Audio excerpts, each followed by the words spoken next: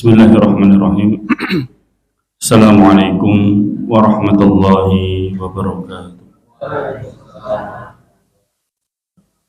Alhamdulillahi rabbil alamin. Wa bihi nasta'inuhu ala umuri dunya waddin. Wassalatu wassalamu ala asrafil anbiya wal mursalin wa ala alihi wa sahbihi ajma'in, amma ba'du. Ikhwan, akhwatiddin asyadakumullah, Bapak Ibu sekalian yang semoga senantiasa dalam lindungan Allah Subhanahu wa taala. Alhamdulillah, kita bersyukur kepada Allah di malam hari ini Allah masih melimpahkan nikmat-nikmatnya kepada kita, nikmat iman, nikmat sehat walafiat, juga nikmat waktu luang, sehingga kita bisa kembali bermajlis di masjid ini untuk melanjutkan kajian thalabul ilmi, menambah wawasan kita terkait dengan syariah Islamiyah. Nikmat juga yang perlu untuk kita syukuri. Alhamdulillah sudah turun hujan ya Pak sini. Tadi hujan itu gerimis, padahal dawaraya lawayan hujan deras tadi. Hujan pertama sudah ya, yang angin besar itu ya, semuanya hujan pertama diiringi dengan angin ya, atau angin topan itu. Kemarin terakhir di Delanggu itu ya, Masya Allah, itu kerusakannya sangat parah sekali. Kebetulan saya pas juga mengadakan perjalanan, terjebak di tengah sawah Pak itu. Jadi lihat orang-orang terbang itu, termasuk genting-genting terbang itu. Setelah saya sampai di Delanggu, pohon-pohon besar tumbang, baliho-baliho tumbang, kemudian listrik, tiang-tiang listrik juga tumbang. Sampai jalan Solo Jogja itu macet ya, karena jalan dipenuhi dengan pohon gitu. Tapi alhamdulillah tidak ada korbannya. Alhamdulillah, syukurullah. Yang sini nggak bisa Pak.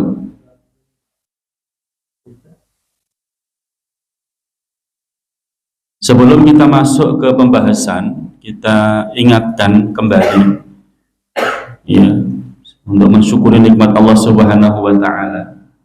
Kalau di sini hujannya air ya Pak. Kalau di sini hujannya air, saudara-saudara kita di Palestina itu hujannya rudal, roket dan bom. Terakhir tadi saya lihat beritanya tanggal 31 Oktober, berarti kemarin ya, itu di kamp pengungsian itu dijatuhkan bom, 6 bom masing-masing 1 ton Pak. Dan bayangkan, sehingga korbannya itu adalah sampai 400 orang.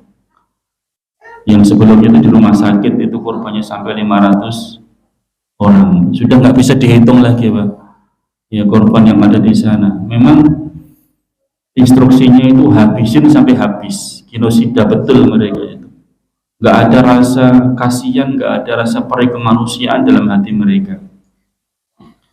Dan ternyata itu sudah tersebut di dalam Al-Quran. Wa qatalahumul anbiya bi ghairi haqqin. Para nabi itu dibunuh oleh mereka. Nabi loh itu. Keutamaan Bani Israel itu kan banyak diutus nabi-nabi kepada mereka. Tapi justru nabi-nabi ini dibunuh oleh mereka. Terakhir kan Nabi Isa, tapi Allah selamatkan ke atas, dinaikkan oleh Allah Subhanahu wa taala ke langit. Termasuk Rasulullah Muhammad sallallahu alaihi wasallam. Beliau juga pengen dibunuh oleh mereka. Pertama, pengen ditimpuk pakai batu besar, sudah siap di atas kepalanya Rasulullah gitu ya. Tapi malaikat Jibril mengatakan, Muhammad, itu ada di atas kepalamu ada Yahudi yang sudah membawa batu besar untuk ditimpakan di atas kepala. Hanya Rasulullah selamat. Yang kedua, dalam perang Khaybar, Rasulullah SAW pengen dibunuh dengan dibubuhin apa?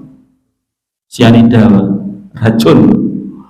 Tapi alhamdulillah Allah juga memberikan kabar, itu ada racun yang diberikan kepada, makanan yang diberikan kepada kamu. Daging kambing.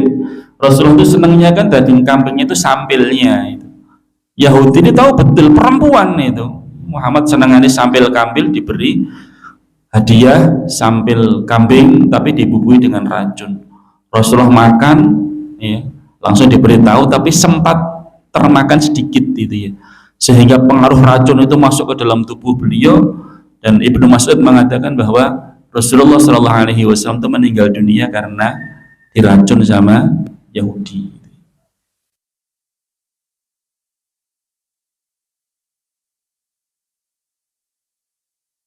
Ini kemana? Bisa juga lagi gimana ya? Bentar.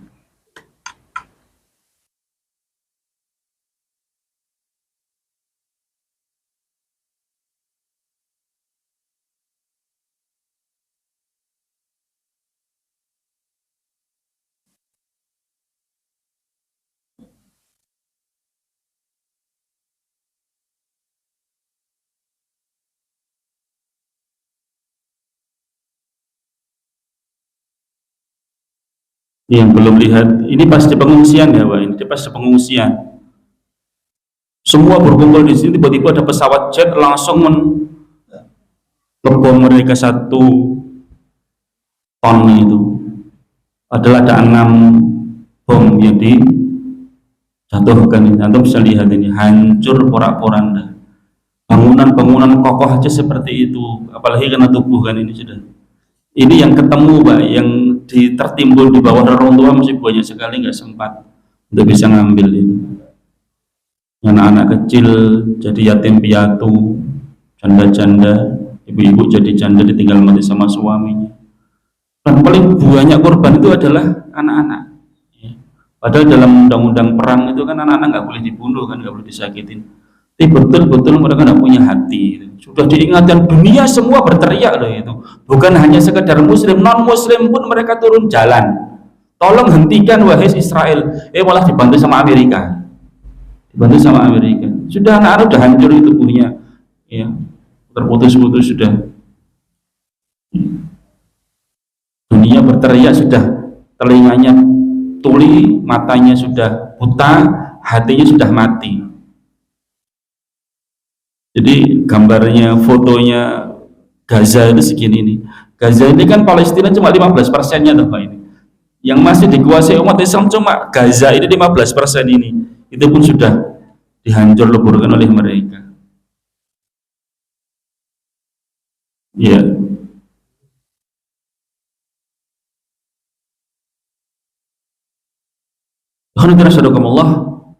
Pada kesempatan malam hari ini, kemarin saya diminta untuk kembali membahas tentang kesalahan-kesalahan sholat. Kalau kita berbicara tentang masalah sholat, Bapak Ibu sekalian, kita juga diingatkan dengan Masjid Al-Aqsa. Masjid Al-Aqsa ini adalah tempat mi'rajnya Rasulullah Shallallahu Alaihi Wasallam ke Sidratul Muntaha. Kenapa Allah Subhanahu Wa Taala ketika mensyariatkan sholat itu langsung kepada Rasulullah, tidak melewati malaikat Jibril, dan juga Rasulullah Shallallahu Alaihi Wasallam itu diminta untuk mampir dulu di Masjid Al-Aqsa. Bisa saja Allah Subhanahu Wa Taala itu memerintahkan kepada Rasulullah dari Masjidil Haram langsung mi'raj ke Sidratul Muntaha, tidak perlu Isra dulu, nggak perlu berjalan dulu dari Masjidil Haram ke Masjid Al-Aqsa. Ini menunjukkan bahwa di Masjid Al-Aqsa itu ada keutamaan. Ya, keutamaannya apa? Karena itu buminya para nabi. Para nabi banyak yang hidup di situ, meninggal dunia di situ, para sahabat juga tinggalnya di situ. Ya. Dan Allah Subhanahu Wa Taala menyebut dalam Al-Qur'an, Subhanalladzi asra bi 'abdihi lailan minal masjidil haram ilal masjidil aqsa alladzi barakna haulahu.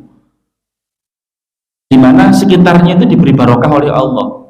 Sekitar Masjid Al-Aqsa itu diberi barokah oleh Allah Subhanahu Wa Taala, dibarokahi oleh Allah, sehingga malaikat-malaikat itu mereka basitatun ajnihatiha, mereka menaungkan sayap-sayapnya itu di atas negeri Yaman, di atas Syam, yaitu di antaranya adalah negeri Palestina. Palestina di sana ada Masjid Al-Aqsa.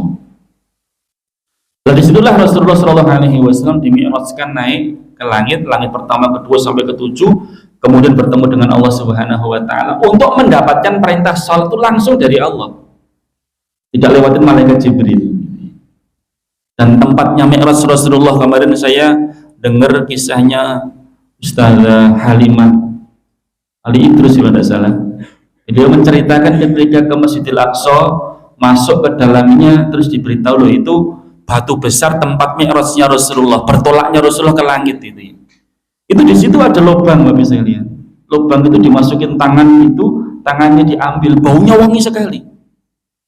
Lalu saudara tadi bertanya, ini saya dapatkan minyak wangi ini di mana? Saya pengen beli. Oh, enggak ada di dunia ini minyak wangi seperti ini. Penjaga Al-Aqsa mengatakan semenjak saya lahir sampai hari ini itu selalu wangi dan tidak berubah sama sekali. Di tempat berpijaknya Rasulullah, kakinya Rasulullah. Dan memang Rasulullah itu wangi nih, Pak. Rasulullah itu wangi sampai keringatnya aja baunya minyak wangi loh, Pak. Nah, kita baunya apa, Pak? Keringat kita. Ya, karena Rasulullah itu maksum, jauh dari dosa. Ibnu Qayyim al-Jauziyah di dalam kitabnya Ad-Da'wa Dawa itu menyebutkan bahwa ketika seorang itu semakin banyak dosanya, semakin bau-bau tubuhnya. Nah, Rasulullah maksum kan, beliau terjauh dari dosa, maka wangi tubuhnya Rasulullah itu. 1400 tahun yang lalu loh, Pak, itu sampai sekarang gitu. Bekas pijakan kaki Rasulullah itu masih wangi. Itu yang cerita Ustadzah Ali Idrus langsung, Halimah. Beliau apa namanya ketika masuk ke sana diberi izin bisa sholat, kemudian bisa melihat tempatnya Mi'raj Rasulullah. Hari ini Masjid Al-Aqsa itu, Pak, yang merupakan satu dari 3 masjid yang syadur rihal, diperbolehkan kita berpayah-payah untuk menziarahi 3 masjid ini, Masjidil Haram, Masjidil Nabawi, sama Masjid Al-Aqsa. Kalau Masjidil Haram di Mekah, Masjid Nabawi di Madinah, kan ini kita bisa ibadah sepuas-puasnya di situ. Mau beribadah berapa ratus rakaat pun silahkan. Tapi kalau di Masjid Al-Aqsa ini hari ini sedang dikuasai, dikangkangi oleh Zionis Israel. Antum ke sana itu pakai visanya visa Israel. Karena memang yang berkuasa di situ adalah Israel. Satu-satunya yang masih dikuasai umat Islam itu ya di jalur Gaza itu. Yang lainnya sudah dikuasai sama Israel semuanya. Termasuk yang di Masjid Al-Aqsa itu. Jadi kita mau sholat di sana itu yang diperbolehkan ibu-ibu, mbah-mbah sudah sepuh gitu kan. Kalau masih muda-muda, kuat-kuat itu nanti masuk di geledah dulu, jangan-jangan bawa bom gitu kan. Ya, kita mau masuk itu kita menunduk-nunduk, minta izin kepada mereka. Kita masuk ke masjid kita sendiri, tempat ibadah kita sendiri. Saya mau sholat di sini, minta izin ya masuk. Silahkan masuk sana, 5 menit saja gitu. Jangan lama-lama. Itu di masjid kita sendiri, tempat mi'rajnya Rasulullah. Rasulullah mengimami salat dan di belakang itu para nabi. Ini rohnya ya kan sudah meninggal dunia kan.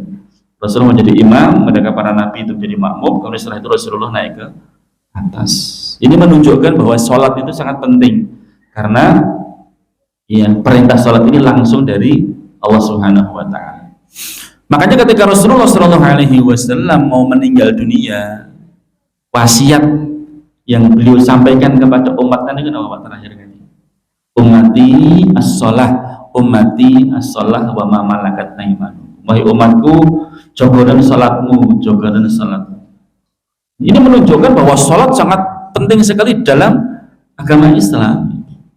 Tiang agama kan kalau nggak ada tiang ambruk gitu. Ya. Rasul amri al-Islam wa umuduhu as-shalah. Inti pokok segala perkara itu adalah Islam dan tiangnya yang menopangnya adalah salat. Salatnya bagus, tiangnya bagus, maka bangunan akan kokoh.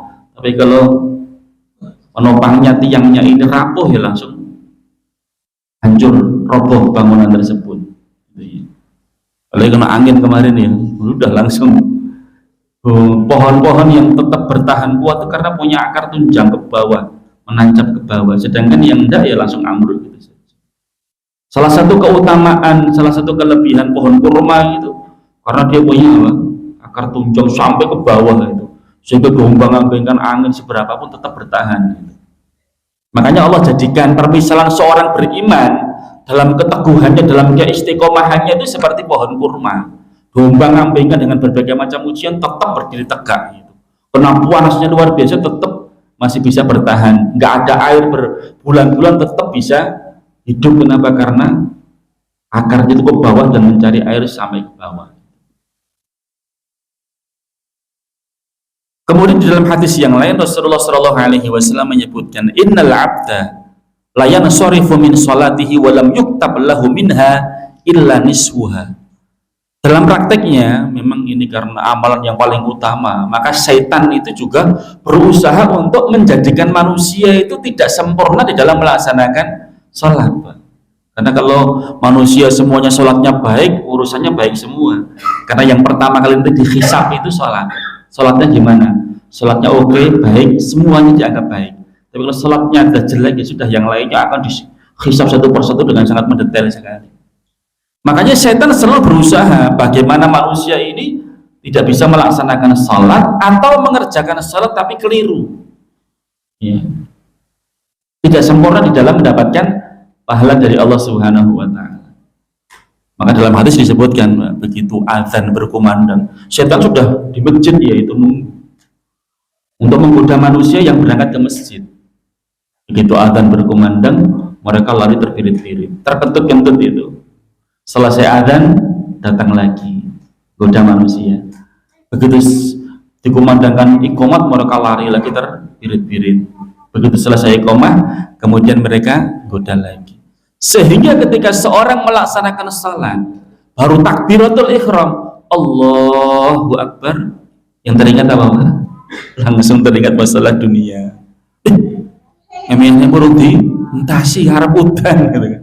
Allahu Akbar, kompore lali rung dipateni. Bapak-bapak boleh kunci ketemu pas Allah, ya Allah. Ternyata kunci ini mau tak cendelkin nang kono. Kelingane pas salat. Itu liciknya setan di dalam menggoda manusia. Baru takbiratul ihram loh. Atau yang sudah bisa berusaha khusyuk di takbiratul ihram, rakaat pertama, rakaat kedua, pas tahiyat akhir langsung nggak khusyuk. Setan bisa masuk ke situ godanya. Jadi cari celah-celahnya bagaimana dia itu tidak khusyuk. Makanya Rasulullah mengatakan sawwu sufufakum fa inna tasfiyatus sufuf min tamamis shalah. Ketika mau salat itu safnya dirapatkan. Biar apa? Biar nanti nggak ada celah bagi syaitan untuk menggoda.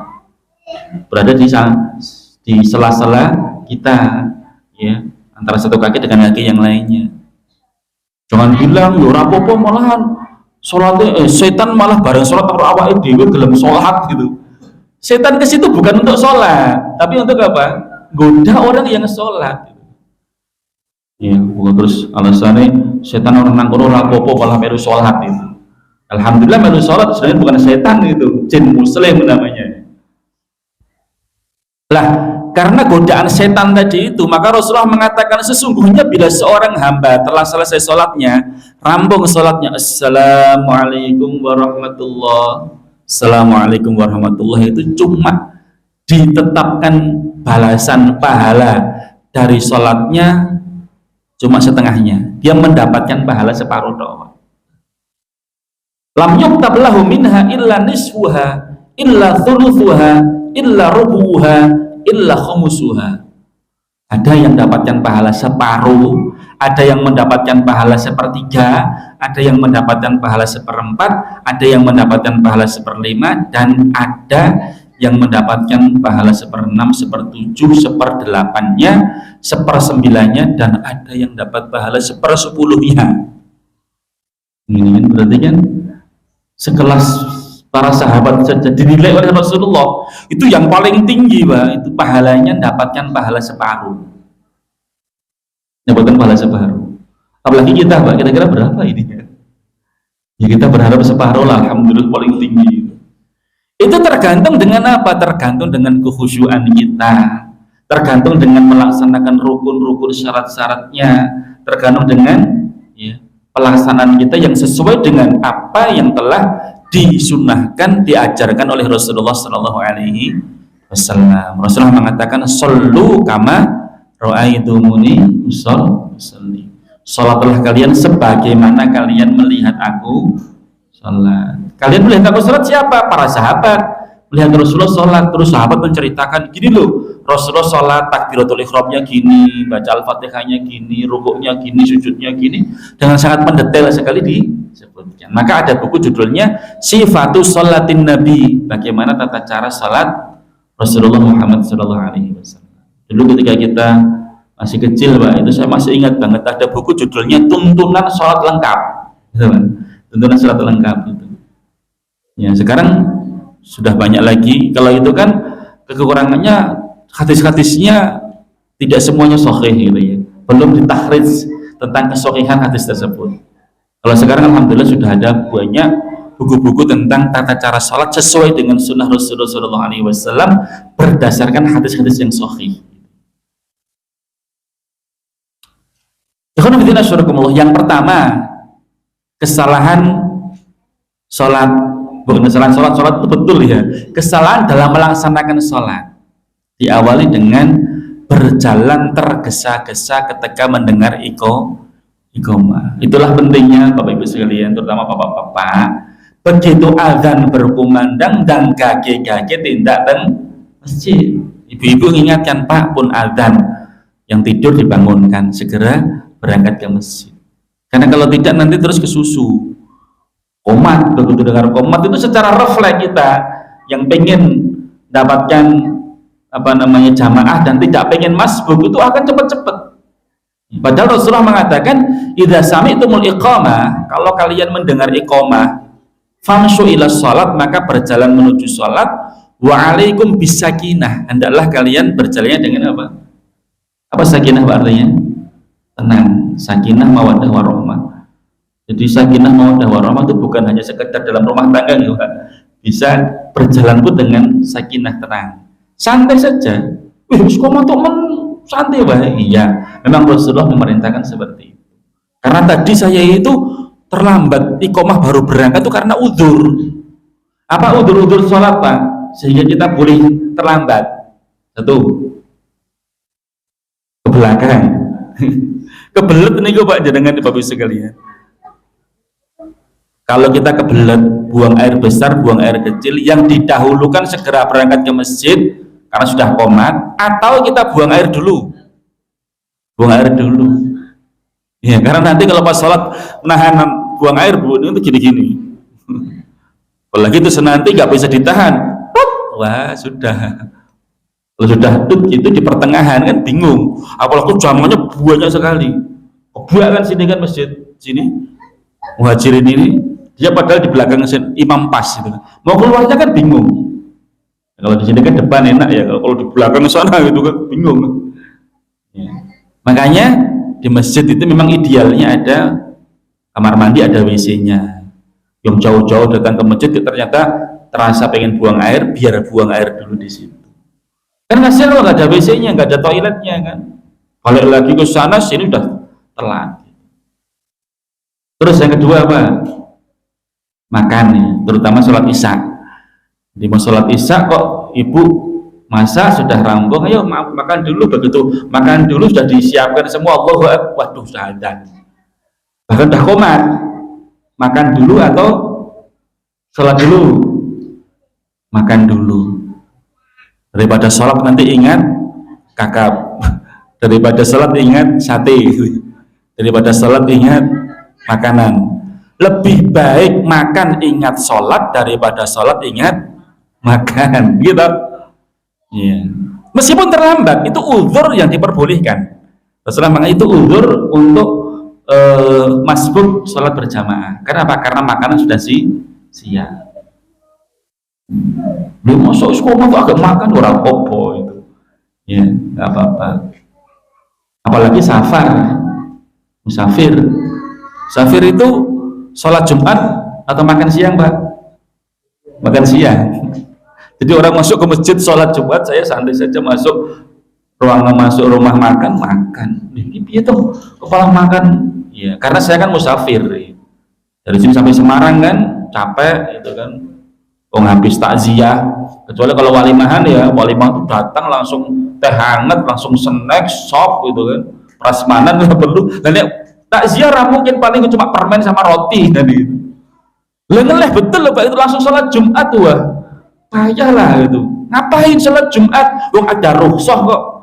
Nggak usah sholat Jumat, nggak apa-apa. Nanti kita sholat duhur saja. Mereka rampung sholat Jumat, kita masuk masjid sholat 2 rakaat, jamak sama asar. Setelah itu balik pulang ke Solo. Jadi pas mereka berangkat sholat Jumat, kita masuk rumah makan, mereka selesai sholat Jumat, kita masuk masjid. Ya, tidak apa-apa, kita musafir statusnya.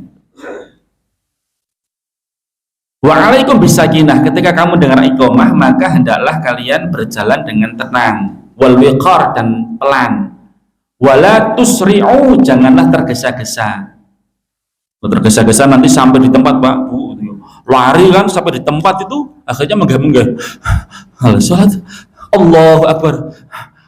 Nah, kalau nggak gitu nanti malah kepleset, ya, jatuh, rasido sholat malah boleh, ya, karena kena kotoran. Jadi fama adraktum fasallu, apa yang kamu dapatkan salatlah, ya. Begitu dapat rukuk ya langsung rukuk, takbiratul ihram dulu baru rukuk, dapat sujud ya sujud, takbiratul ihram dulu. Wa ma fatakum fa'atimu, dan apa yang terlewatkan sempurnakan. Terlewat satu rakaat ya nanti nambah satu rakaat, ya. Terus was-was ketika takbiratul ihram, perbuatan ini telah diperingatkan oleh para ulama. Berikut para ulama yang memberikan peringatan akan hal ini. Ibnu Jauzi mengatakan ada juga orang yang bertakbir kemudian dia batalkan takbirnya, bertakbir lagi dia batalkan takbirnya lagi. Ketika imam mendekatin rukuk, barulah orang yang terjangkiti was-was ini berhasil bertakbir lalu mengejar rukuknya imam. Sungguh aneh, mengapa dia baru berhasil niat ketika itu? Semua ini terjadi karena tipuan iblis, talbisu iblis yang menggodanya agar dia kehilangan keutamaan takbiratul ihram bersama dengan imam. Jadi sunnahnya, Pak, imam begitu Allahu Akbar langsung kita ikutin Allahu Akbar. Langsung kita niat dalam hati, kita mantapkan bahwasanya ini takbiratul ihram, langsung ikutin imam. Ya, ternyata apa yang disebutkan Ibnu Jauzi itu jauh-jauh sebelumnya, sampai hari ini masih ada yang mengerjakan. Allahu Akbar, itu belum mantap, ulangi lagi. Allahu Akbar, belum mantap, ulangi lagi. Sampai ketiga kali loh itu. Sampai imam itu selesai baca Al-Fatihah surat baru bisa rukuk dia. Mantap, baru terus rukuk. Akhirnya kan terlambat kan itu kan. Belum baca Al-Fatihah gitu. Ya. Jadi was-was ketika takbiratul ihram termasuk godaan setan nggih. Wa min syarril waswasil khannas. Kita memohon perlindungan kepada Allah dari apa? Dari was-was, rasa was-was itu bahasa Indonesia apa, Pak? Was-was itu apa? Khawatir, cemas, khawatir, kogek belum sah, kogek takbiratul ihramnya ndak pas, kogek niatnya belum mantap gitu loh. Sehingga lama sekali untuk takbiratul ihram. Padahal Rasulullah mengatakan innama ju'ilal imamu liyu'tama bihi. Imam itu dijadikan untuk segera diikutin. Idza kabbara fakabbiru. Kalau imam takbir langsung kamu ikut takbir. Imam rukuk langsung ikut rukuk. Meskipun belum selesai bacaan kita, imam wis rukuk ya melu rukuk. Orang dia orang rampung kok tak rampung ke gitu. Ya enggak sesuai dengan imam nanti. Imam Syafi'i mengatakan was-was ketika niat sholat dan bersuci adalah bentuk kebodohan dengan syariat dan kurangnya akal. Termasuk bersuci ya, ibu-ibu, bapak-ibu sekalian. Kalau ada teman kita berwudu pakai air keran di sini ya, terus airnya tadi yang habis digunakan untuk wudu itu nyipratin kita niku najis apa bukan? Air yang nyipratin ke kita itu loh, itu menjadikan wudu kita batal enggak? Enggak. Itu namanya air mustakmal. Air mustakmal itu air yang habis digunakan untuk bersuci. Itu enggak najis, tapi tidak bisa mensucikan. Maksudnya apa? Air bekas untuk wudhu teman itu digunakan untuk wudhu lagi, itu tidak bisa. Tapi kalau kenain tubuh kita tidak najis, nggak apa-apa. Jadi nggak perlu khawatir arah wudhu itu kan dari wabih rampung wudhu baru terus wudhu sendiri. Kenapa khawatir kalau cipratan gak dikonconi? Wudhunya juga lama sekali. Sampai imamnya sudah mau rukuk baru selesai wudhu. Kalau seorang sudah was-was ketika takbiratul ihram, maka dalam bersuci pun juga sama, wudhu pun juga sama, dia akan was-was. Itu sering saya mendapatkan seperti itu. Dulu saya dapatkan itu di masjid Gondien mana, dekatnya Ustaz Manaf itu ada salah seorang yang seperti itu, wudhu itu nunggu semua rampung selesai wudhu, sudah komat dia baru wudhu sendirian. Setelah itu nanti takbiratul ihram juga lama banget gitu. Ada orang yang seperti itu sampai sekarang ini. Untuk mengobati penyakit ini, yakinkan bahwa Anda sudah niat, tidak perlu diulang. Ya, ini memang butuh butuh diskusi, butuh pendampingan dari seorang psikiater gitu ya, biar dia tidak selalu was-was. Kalau orang itu was-was, sholat mandi itu satu bak gede itu entah loh, Pak. Karena belum merasa bersih lagi, sabunan tapi yang telu, Bu, gitu ya. Sabunan jadi sabunnya cepat entek, sabunnya cepat entek ternyata, Bu, ya karena was-was tadi itu. Ya. Sholat terlalu cepat tidak tumakninah. Rasulullah mengatakan asfa'un nas sarakatan, seburuk-buruknya, sejelek-jeleknya pencuri adalah yang mencuri dalam sholatnya. Qalu ya Rasulullah wa kaifa yasriqu min sholatihi. Wahai Rasulullah, bagaimana seseorang dikatakan mencuri dalam sholatnya, dari sholatnya? Qala la yatimmu ruku'uha wa la sujuduha. Beliau Rasulullah mengatakan dia tidak menyempurnakan rukuk dan sujudnya. Saking cepatnya seperti pitik nuduli gabah gitu. Ya. Makanya Rasulullah SAW ketika dalam majelis di masjid gitu ya, bermajelis bersama dengan sahabat di masjid, ada salah seorang masuk masjid, assalamualaikum, waalaikumsalam. Kan di masjid pertama kali masuk tahiyatul masjid kan, dia sholat. Setelah selesai sholat terus duduk bersama dengan Rasulullah. Rasulullah mengatakan, ya fulan, sholli fa innaka lam tusolli. Balainono sholatmu, sholat durung sah. Akhirnya balik lagi, Allahu Akbar, takbiratul ihram lagi, sholat. Setelah sholat selesai, assalamualaikum ya Rasulullah, waalaikumsalam. Rasulullah kembali mengatakan, fasholli fa innaka lam tusolli. Sholatlah lagi karena kamu belum sholat. Sholatmu tidak sah. Sampai yang ketiga kali. Akhirnya dia tadi, ya Rasulullah, saya nggak bisa sholat kecuali yang seperti ini ya Rasulullah, tolong jelaskan kepada saya bagaimana sholat yang benar. Maka Rasulullah mengatakan, ya sholat itu cepat-cepat, ya. Tumakninah lah, santai, tumakninah, ya, karena tumakninah itu termasuk rukun dari sholat. Maka Rasulullah mengatakan orang yang mencuri dalam sholatnya adalah pencuri yang paling terjelek. Dan ini sifatnya orang munafik ya. Wa idza qamu ila sholati qamu kusala. Mereka ketika sholat itu males. Ini walah baru adzan kowe nek wis koma. Alah kayak koma belum takbiratul ihram.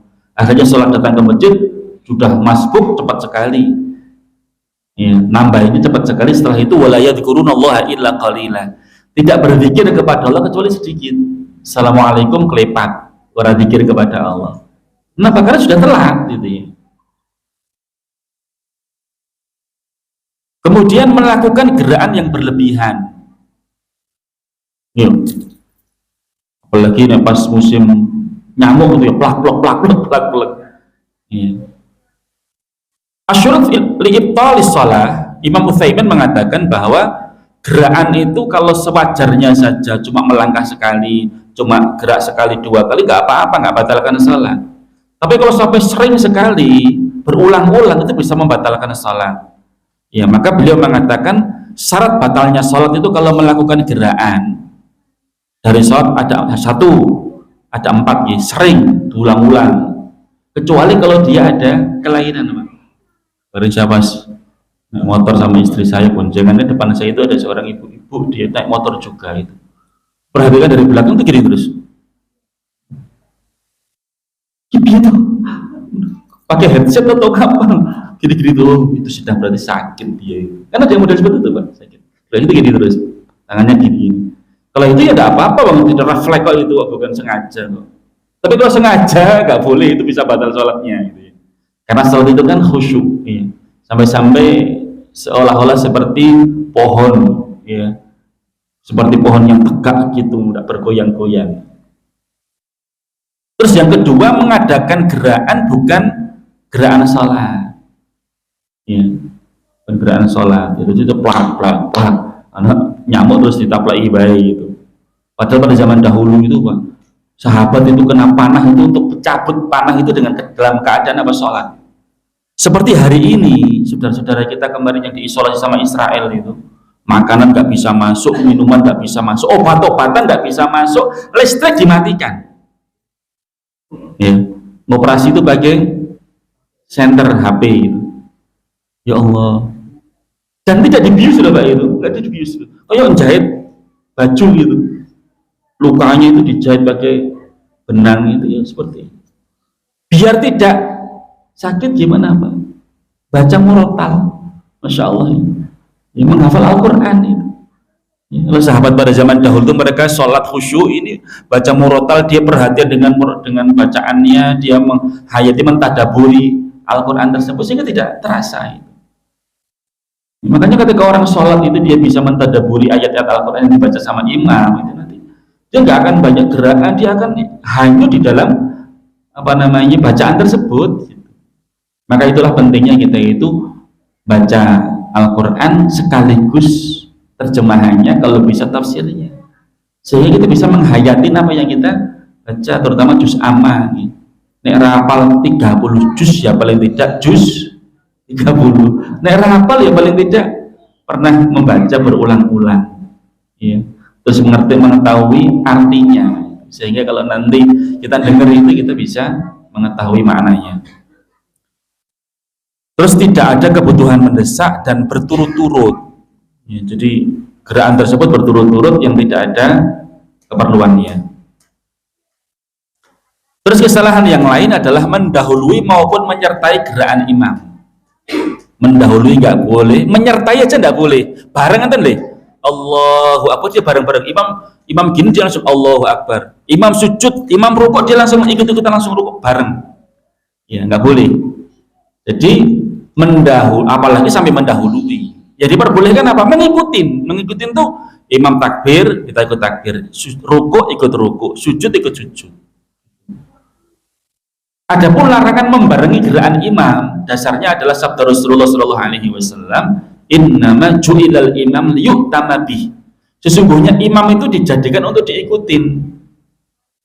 Fa idza raka'a farka'u, jika imam telah rukuk maka rukuklah, dan jika imam bangkit maka bangkitlah kalian. Ngikutin gitu loh, jangan bareng gitu. Dari hadis ini diambil kesimpulan terlarangnya mengakhirkan atau melambatkan gerakan dari imam. Kadang-kadang imamnya wis ruko, dia cuma masih berdiri, imamnya bangkit dia baru ruko, ya. Terus imamnya sudah sujud dia baru bangkit, nggak boleh juga itu. Mendahului nggak boleh, berbarengan dengan imam nggak boleh, memperlambat juga nggak boleh. Itulah pentingnya konsentrasi dalam sholat Pak. Termasuk ibu-ibu kan berarti memang dibuka biar bisa melihat imamnya gitu ya. Kecuali kalau misalnya dengan suara saja sudah cukup, tapi kalau dengan suara itu kadang-kadang keliru kok. Allahu Akbarnya rukuk tadi sudah sujud gitu kan. Ya, makanya memang dibuka biar bisa melihat gerakan imam atau paling tidak makmum yang paling belakang. Rasulullah Shallallahu Alaihi Wasallam bersabda yang artinya, tidakkah orang yang mengangkat kepalanya mendahului imam merasa takut kalau Allah rubah kepalanya menjadi kepala keledai? Yang biasa nih dahuluin imam nang desa nggih. Le ojo disiki imam. Sumben ndasmu dadi ndas keledai. Kepala menjadi kepala keledai. Keledai itu kenapa, Pak? Keledai itu kuda kecil. Kuda adiknya kuda, kakaknya kambing. Kakaknya kambing itu namanya keledai.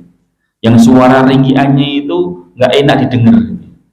Jadi seburuk-buruknya suara itu suara keledai, ngeringkiknya itu enggak cepet, cempreng gitu loh baunya, apa suaranya itu cempreng. Sesungguhnya ubun-ubun orang yang merunduk dan mengangkat kepalanya mendahului imam berada dalam genggaman setan. Jadi ini ono wong kok dahului imam itu sudah dikendalikan setan itu. Imam burung takbir dia sudah takbir, imam belum rukuk dia sudah rukuk.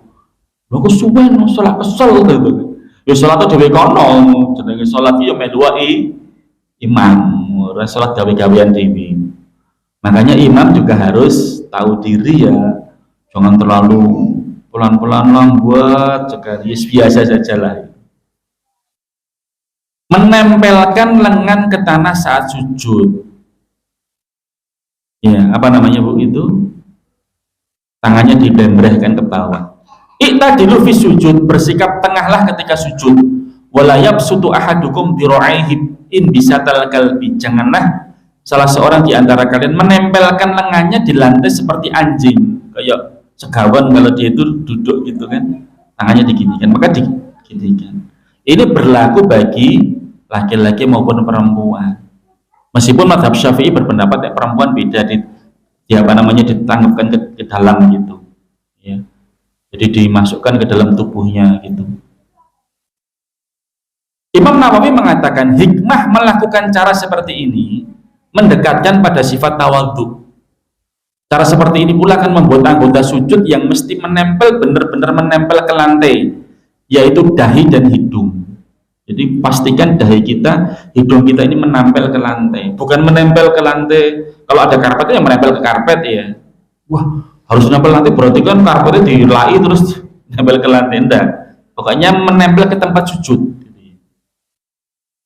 Cara sujud seperti ini pula akan menjauhkan dari sifat malas. Betul nggak Pak?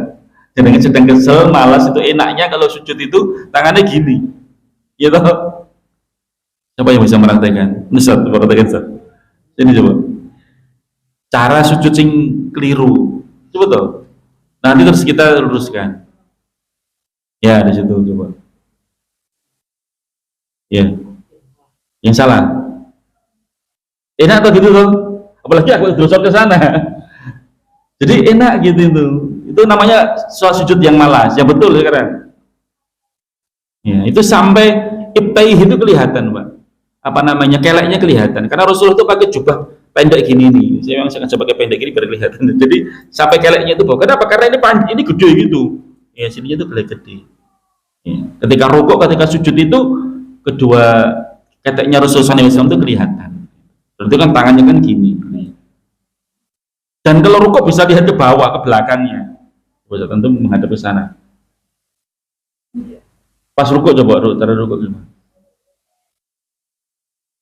Lo kok bisa lewat, melihatnya lewat ini apa, keleknya gimana caranya? Gini kan dibacakan.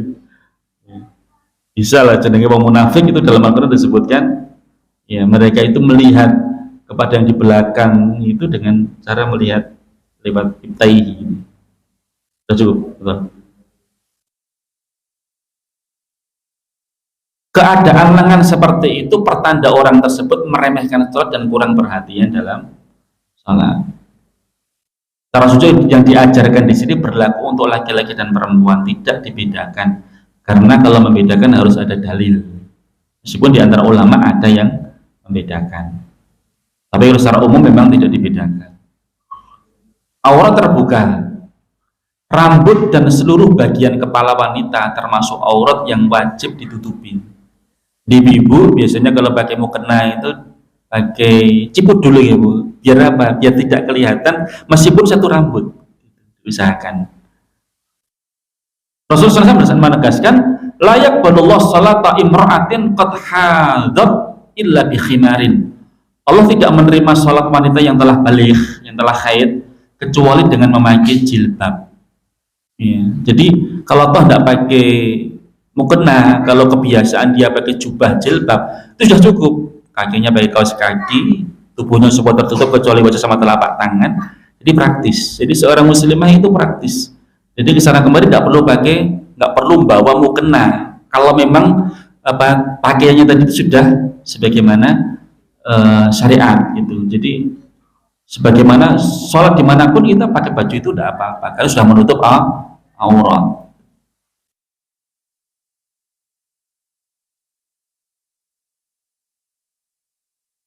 Idzan kashafa syai'un yasir fi sya'riha wa badaniha lam yakun 'alaihal i'adah. Syekhul Islam mengatakan, jika ada rambut atau anggota badan wanita yang tersingkap sedikit karena nggak sengaja, maka tidak ada kewajiban untuk mengulangi sholat menurut mayoritas ulama.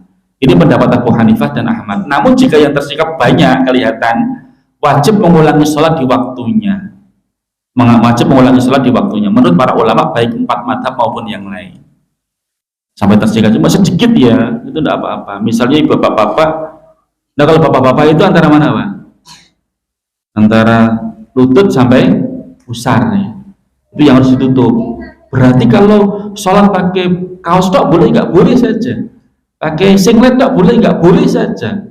Tapi ya terus tego gitu loh dengan sholat menghadap Allah pakai seperti itu, nggak patut.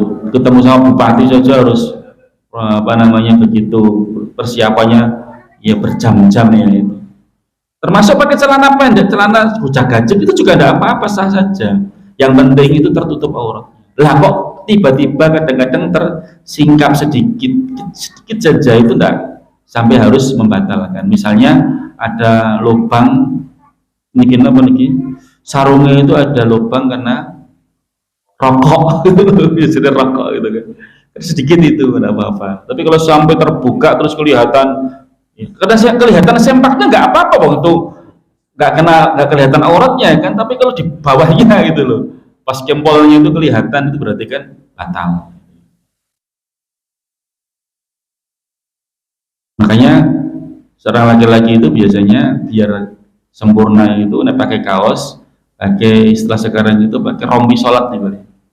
Jadinya nanti ketika rukuk itu nggak kelihatan ya tadi itu sempaknya kelihatan dari belakang itu.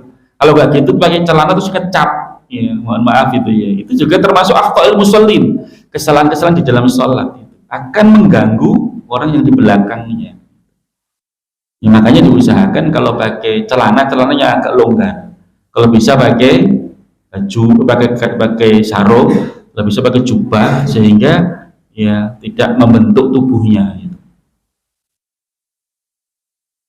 Tidak takbiratul ihram saat masbuk. Ini misalnya masbuk ya, masbuk rokaat, 1 rokaat gitu. Imam sedang ruku, coba mas gantian, antum masuk maju. Jadi kan waktu ke belakang lah. Misalnya telat ini imam sudah ruku, jangan datang gimana? Langsung gimana? Imam sudah rukuk toh, terus jenengan baru datang, gimana caranya ngikutin imam? Nah, ini termasuk kesalahan gitu. Biasanya niku imam sudah rukuk toh, jenengan datang langsung Allahu Akbar. Ini Allahu Akbar yang mana? Berarti Allahu Akbar ketika mau rukuk, padahal dia belum memulai sholat. Sholat itu dimulai dengan apa? Takbiratul ihram ya. Jadi ketika masbuk itu meskipun datang terlambat, jangan tinggalkan takbiratul ihram. Meskipun imam sedang ruku, kita datang langsung Allahu Akbar dulu, baru Allahu Akbarnya kedua. Sujud pun juga seperti itu, takbiratul ihram dulu. Takbiratul ihram dulu. Kenapa? Rasulullah mengatakan idza qumta ila shalat fa asbiqul wudu summastakbilil qiblah fakabbir. Jika engkau berdiri mengerjakan salat, sempurnakan wudu, kemudian hadaplah kiblat, terus takbirlah. Maksudnya takbiratul ihram. Ya, jadi takbiratul ihram dulu, baru terus ngikutin imam apapun. Ya. Tidak perlu menunggu, meskipun dia sujud, langsung ikutin sujud. Wah, sujud, nunggu sih nggak ada enggak. Gitu. Ternyata tahiyat awal sih, tak ngadeg sih nunggu ngadeg rampung kesuwen, bang. Kalau sudah sedang tahiyatul awal ya Allahu Akbar terus tahiyat awal, ikutin dia langsung. Wa min akhta'il masbuqina fi sholatil jamaah, di antara kesalahan makmum masbuk dalam sholat jamaah adalah dia terlalu cepat melakukan takbiratul ihram ketika berdiri karena ingin mendapatkan rukuk bersama imam sehingga bisa mendapatkan hitungan 1 rakaat bersama imam, sehingga dia pun takbiratul ihram dalam keadaan mulai merunduk untuk rukuk gitu. Jadi gini, Allahu Akbar. Jadi nggak boleh. Kenapa? Karena dia pengen untuk mendapatkan rukuk. Bahkan di antara sahabat ada ketika Rasulullah itu sholat, ngimami sholat, terus ada yang masbuk, begitu sampai depan pintu itu langsung dia ruku, Allahu Akbar, terus ruku. Lah di tempat situ di ruku terus dia sambil jalan, jadi gini.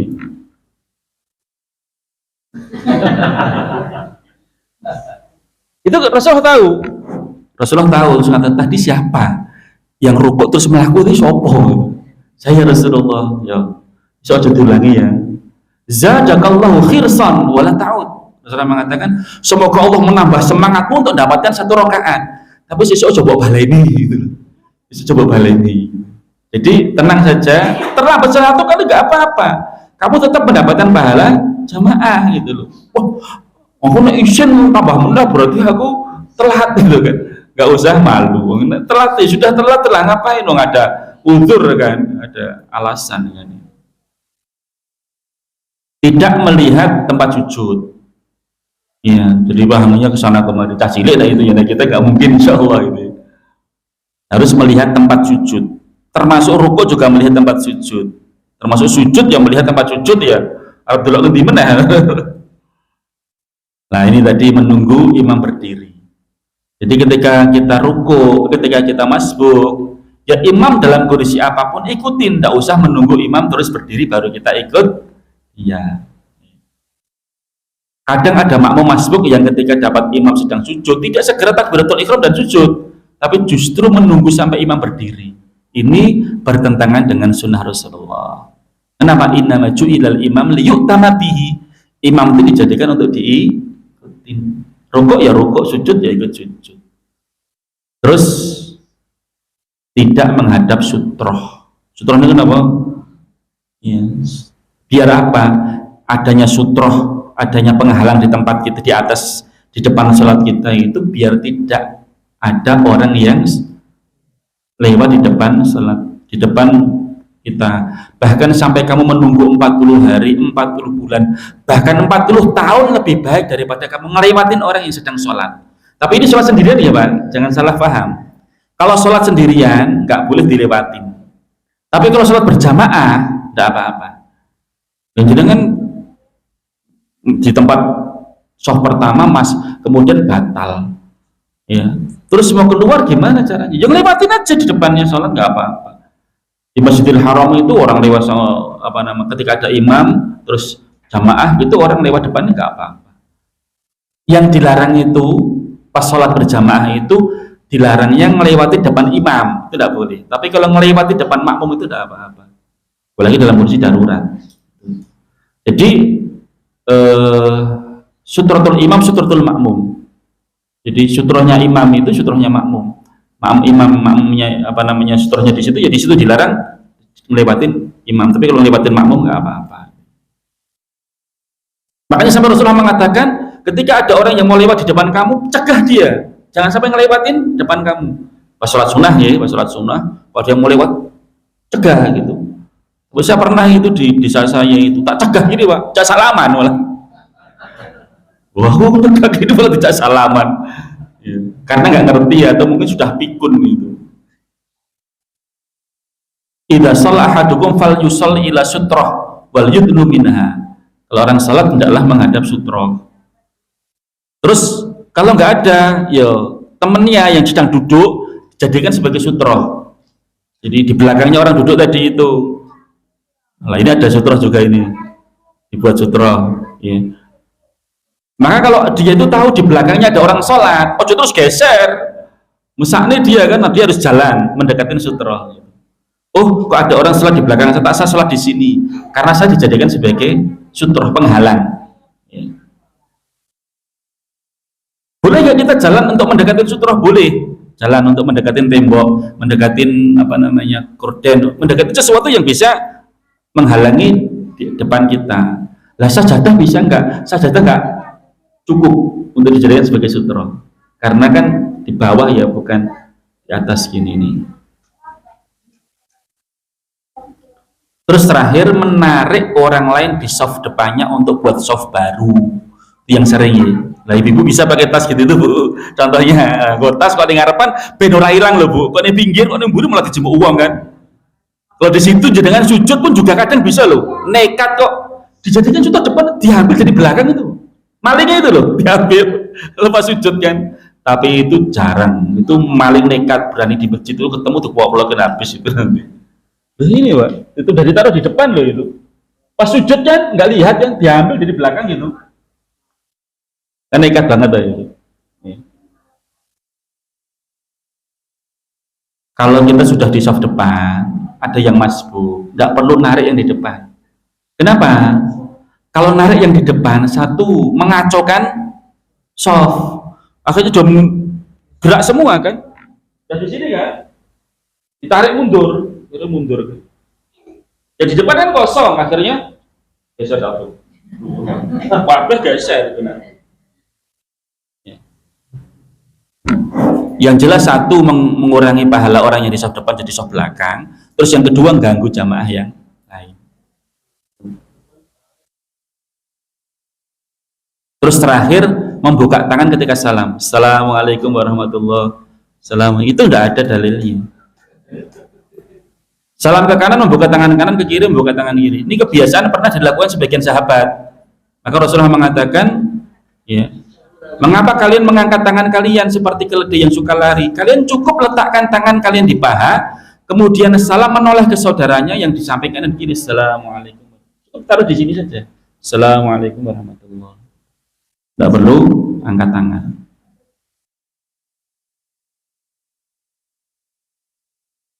Gitu.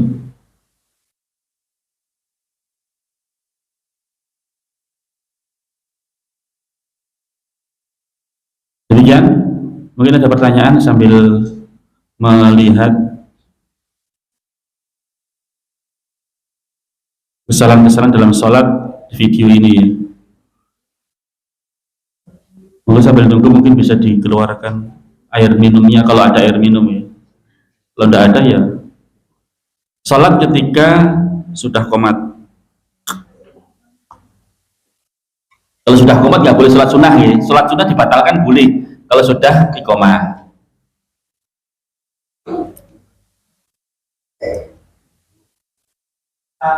Oke, monggo.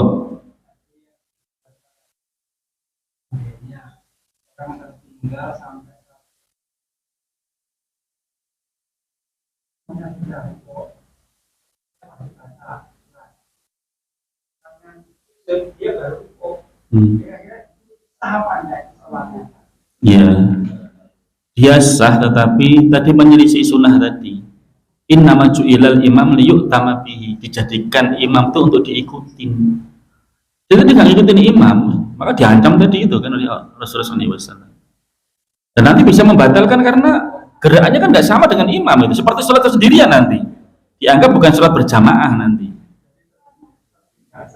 Iya, tertinggal satu gerakan malahan kan itu. Iya. Ya rata-rata seperti itu. Monggo yang lain kalau ada pertanyaan terkait dengan masalah kesalahan-kesalahan dalam sholat. Iya, monggo.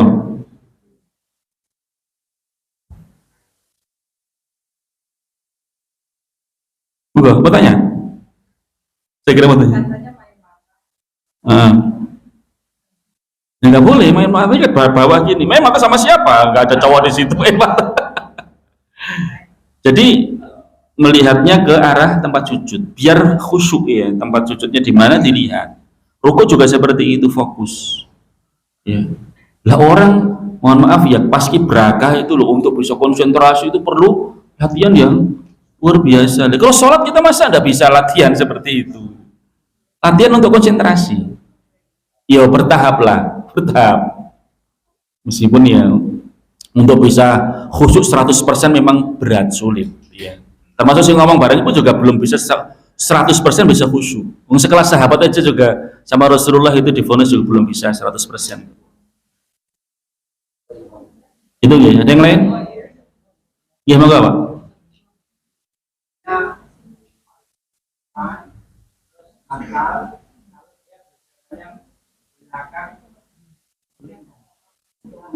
Boleh, tapi ya akhirnya kan ganggu kan, lewatin sela-sela soft tadi kan, oh mikir gitu tuh.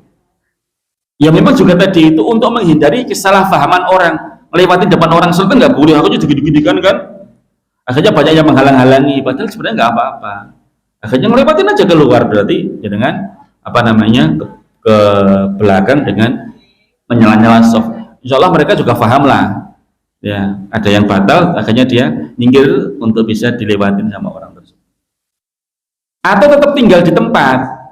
Tapi kalau tempat tinggal di tempat kan nanti ganggu yang lain. Ini kok ngopo kok langganan kono berarti kentut atau apa?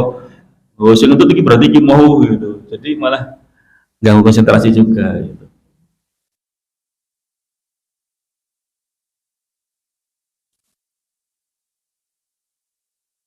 Ada yang lain?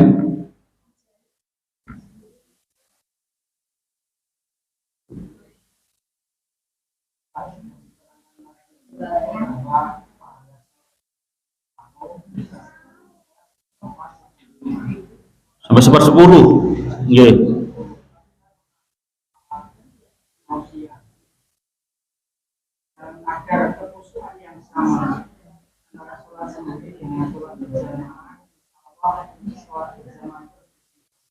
Iya.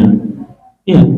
Pahalanya sempurna. Jadi sholat itu nanti bertahap ya bertingkat-tingkat ya. Satu, antara sholat sendiri sama sholat berjamaah jelas lebih utama sholat berjamaah. Sholat berjamaah bisa lebih khusyuk juga. Antara dia lebih khusyuk ketika sholat sendirian dengan khusyuk ketika sholat berjamaah, jelas nilainya lebih besar ini. Jalannya juga lebih besar ini. Segalanya lebih besar sholat berjamaah daripada sholat sendirian. Gitu. Jadi gitu. Karena memang sholat berjamaah sendiri pahalanya 27 kali lipat dari sholat sendirian.